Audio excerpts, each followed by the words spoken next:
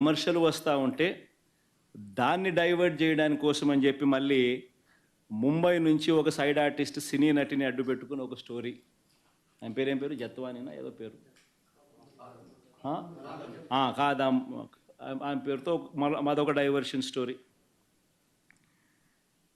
విజయవాడలో మనమంతా కూడా చూసాం ఏ రకంగా అలర్ట్. వెడ్నెస్డే బుధవారం రోజు అలర్ట్ వస్తే శుక్రవారం సాయంత్రం నుంచి ముమ్మరంగా వర్షాలు పడతాయని అలర్ట్ వస్తే బుధవారము, గురువారము, శుక్రవారం మధ్యాహ్నం దాకా నీకు టైం ఉన్నా కూడా చంద్రబాబు నాయుడు గారు అనే వ్యక్తి తాను రివ్యూ తీసుకోకపోవడం వల్ల ఇరిగేషన్ సెక్రటరీ కానీ, రెవెన్యూ సెక్రటరీ కానీ, హోమ్ సెక్రటరీ కానీ వీళ్ళందరి ఆధ్వర్యంలో చీఫ్ సెక్రటరీతో ఒక రివ్యూ తీసుకొని వాళ్ళకు బాధ్యతలు అప్పచెప్పుంటే 60 మంది చనిపోయే ప్రమాదం ఉండేది కాదు అని తెలిసి ఇరిగేషన్ సెక్రటరీ ఫ్లడ్ కుషన్ తాను ఏర్పాటు చేసేవాడు, రెవెన్యూ సెక్రటరీ రిలీఫ్ క్యాంపులు తాను ఏర్పాటు చేసేవాడు, హోమ్ సెక్రటరీ లోతట్టు ప్రాంతాల్లో ఉన్న ప్రజలను రిలీఫ్ క్యాంపులకు షిఫ్ట్ చేసి ఉండేవాడు. ఇవేవి కూడా చంద్రబాబు నాయుడు చేయకపోవడం వల్ల విజయవాడలో ఏ రకంగా, విజయవాడనే కాదు ఏలేరు కూడా అదే రకంగానే మిస్మేనేజ్మెంట్, మ్యాన్ మేడ్ ఫ్లడ్స్ ఏ రకంగా క్రియేట్ చేసి ఏ రకంగా చంద్రబాబు నాయుడు అన్ని రకాలుగా ఫెయిల్ అయిపోయిన పరిస్థితి కనిపించిన నేపథ్యంలో దాన్ని డైవర్ట్ చేసేందుకు ఈ పెద్ద మనిషి చంద్రబాబు నాయుడు ప్రకాశం బ్యారేజీలో బోట్లంట, ఆ బోట్లతో బ్యారేజీని ధ్వంసం చేయడానికి ప్రయత్నించారంటూ ఇంకొక డైవర్షన్ టాక్టిక్.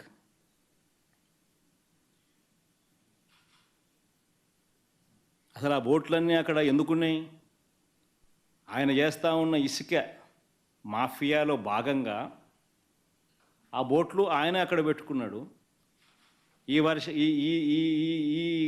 వాటర్ ఫ్లోకు బోట్లు కొట్టుకొని వచ్చాయి. మరి ఆయన 4 నెలల కాలంలో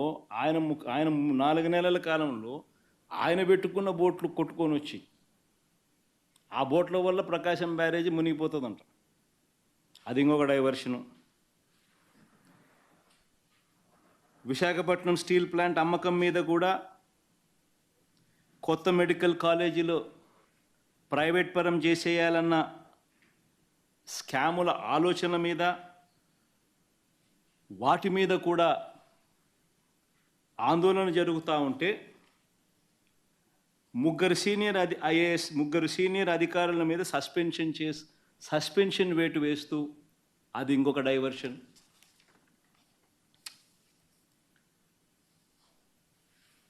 చివరికి 100 రోజుల పాలన మీద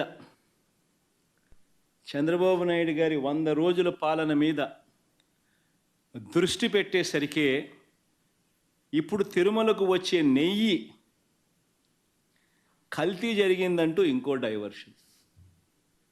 ఇది నిజంగా అన్నిటికన్నా ఇంకా ఆశ్చర్యం కలిగించే పెద్ద డైవర్షన్. ఎందుకనంటే చంద్రబాబు నాయుడు అనే వ్యక్తి ఎంత దుర్మార్గుడు, ఎంత అన్యాయస్తుడు అని అంటే నిజంగా దేవుడిని కూడా రాజకీయాల కోసం వాడుకోగలగాలి అని ఆలోచన చేయగలిగిన వ్యక్తి ప్రపంచ చరిత్రలో ఎవడు ఉండడు. ఇంత అన్యాయస్తుడు ప్రపంచ చరిత్రలో ఎవడు ఉండడు. దేవుడు నీ రాజకీయాల కోసం ఉపయోగించుకోవాలి అని ఆలోచన చేయగలిగిన దుర్మార్గమైన మనస్తత్వం ఒక చంద్రబాబు నాయుడు గారికి మాత్రమే ఉంటాయి. నిజంగా ఇది ఎంత దారుణమైన డైవర్షన్ పాలిటిక్స్ అంటే, ఒకవైపున 100 రోజులు చంద్రబాబు నాయుడు గారి పరిపాలన మీద ప్రజలందరూ కూడా చంద్రబాబు నాయుడు మీద కోపం వెలుపుచుతూ ఉన్నారు. ఏమైనా మా సూపర్ 6లు, ఏమైనా మా సూపర్ 7లు అని చెప్పి ప్రజలు నిలదీస్తూ ఉన్నారు. ఇలాంటి నేపథ్యంలో ప్రజల మనసును డైవర్ట్ చేసేందుకు చంద్రబాబు నాయుడు చేస్తూ ఉన్న అతి దుర్మార్గమైన ఆలోచన ఈ కట్టుకథ. నిజంగా ఈ కట్టుకథ ఎంత దుర్మార్గము అనేది నేను మీ అందరికీ కూడా ఒక కొద్ది నిమిషాలు మీ టైంలో ఇస్తే నేను ఎక్స్ప్లెయిన్ చేస్తా. మీరే ఆలోచన చేయమని చెప్పి కూడా మిమ్మల్ని అందరినీ కూడా నేను కోరుతా ఉన్నా. ఇంత దుర్మార్గపు పని చేయగలుగుతారా ఎవరైనా? చేయడం ధర్మమేనా అని అందరూ ఆలోచన చేయమని అడుగుతా ఉన్నా. ఎందుకనంటే కారణం ఏమిటనంటే ఈరోజు తిరుమలకు స్వామివారికి వచ్చే ఈ నెయ్యి, ఈ తిరుమలకు వచ్చే ఈ నెయ్యి చంద్రబాబు నాయుడు గారు అన్న మాటలు దీనికి సంబంధించి ఈ నెయ్యిలో కల్తీ జరిగింది అంటూ తాను అన్న మాటలు నిజంగా ఎంత దారుణమైన మాటలు అంటే, నాశరికమైన ఇంగ్రీడియంట్స్ వాడారని, తిరుపతి లడ్డులో యానిమల్ ఫ్యాట్ గీక్ బదులు వాడినారని, ఇదే పెద్ద మనిషి చంద్రబాబు నాయుడు ముఖ్యమంత్రి హోదాలో ఉంటూ ఒక ముఖ్యమంత్రిగా తాను మాట్లాడిన మాటలు ఇవి.